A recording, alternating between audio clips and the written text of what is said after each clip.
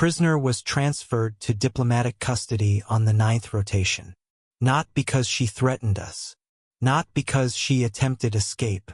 Because our decontamination protocols, the very chemical agents designed to break any organism's biological resistance, were her preferred bathing conditions.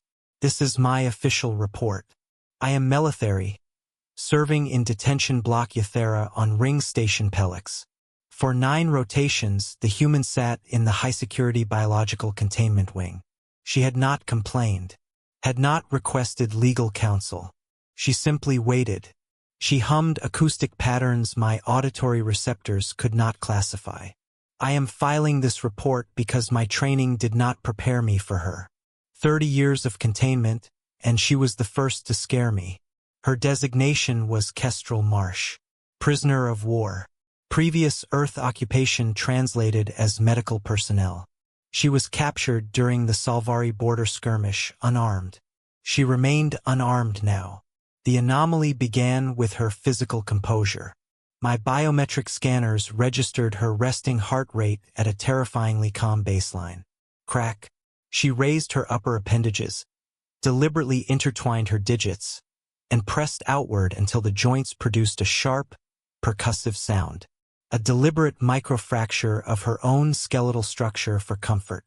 I adjusted my optical filters, assuming a display error. She merely stretched her neck laterally, producing another sickening pop. How could a prey species demonstrate such casual dominance over its own biology in a level 9 containment cell? My focus shifted to her left forearm. A thick, white line of malformed tissue interrupted her brown dermal layer. The scar. I logged it as evidence of severe prior torture. She touched it sometimes, absently, the way one touches a familiar garment. No pain response. Just memory. Standard containment protocol for unknown biology mandates chemical resistance testing. We introduce trace amounts of reactive compounds through the cell's atmospheric system. Sulfuric trace. Chlorine variant. Saline flush. Organisms react with skin irritation, respiratory distress, or vocal protest. This reveals their biological tolerances. Day 1. Sulfuric trace at 0.003%. Nothing. Day 2. Chlorine variant at standard deterrent concentration. She inhaled deeply. She said it smelled like a public pool. I did not know what a pool was. Day 4. Saline flush. The cell flooded to ankle depth with our primary solvent solution. Standard biological organisms scream at this point. The saline violently strips protective membranes. If the saline strips Drolkani dermal plating in seconds, then her cellular structure must. She stood up.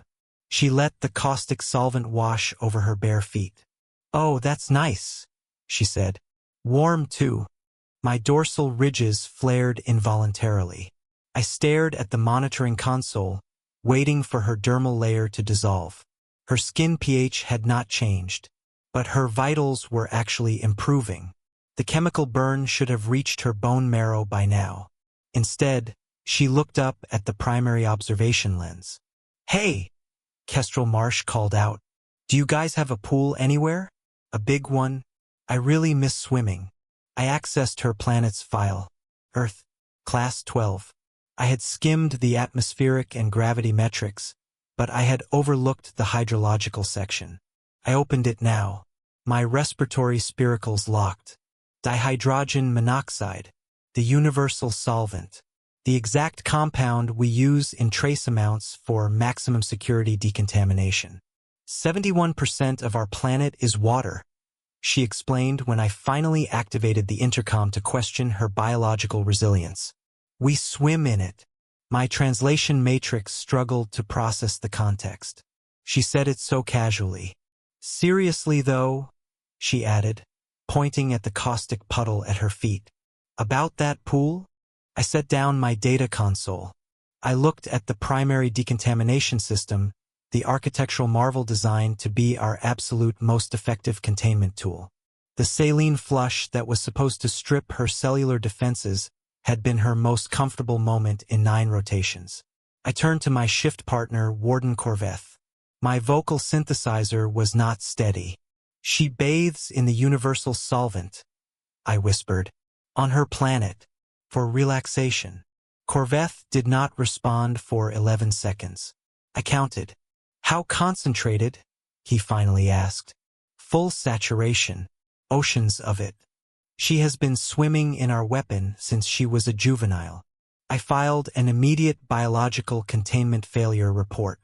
Not because the cell had failed mechanically, but because the foundational premise was flawed. We were not containing her. We were hosting her.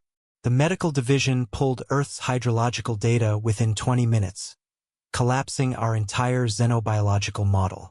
The universal solvent, rated as a level 9 biological hazard for all known species, is Earth's primary surface feature. It literally falls from their atmosphere in catastrophic weather events.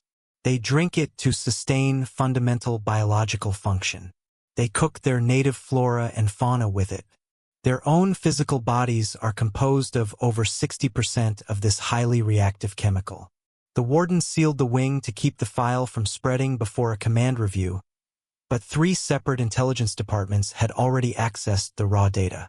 The structural integrity of our entire security apparatus was predicated on the assumption that extreme chemical deterrence works universally.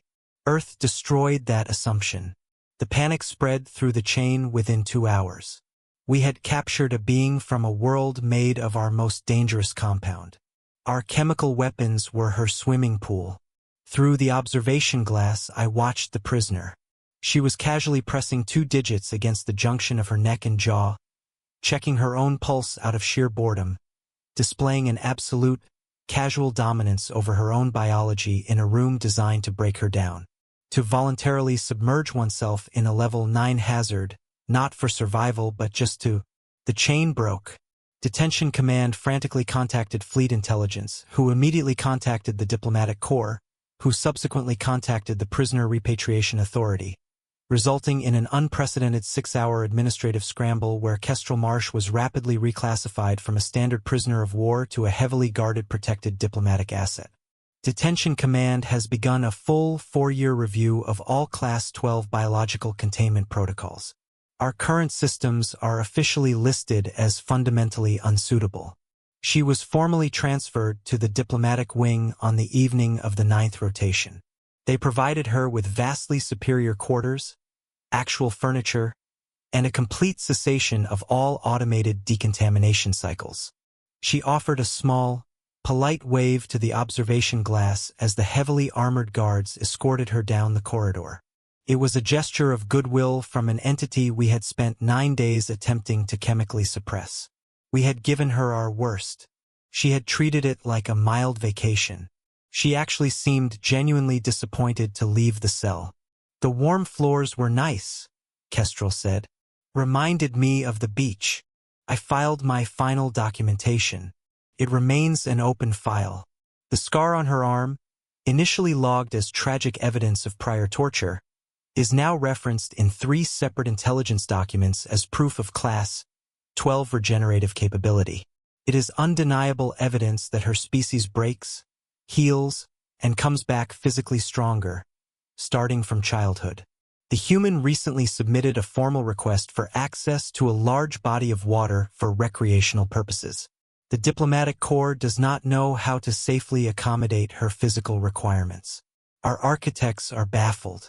The engineering specifications required to safely contain that much universal solvent within a space station are far beyond our structural tolerances. The request is still pending.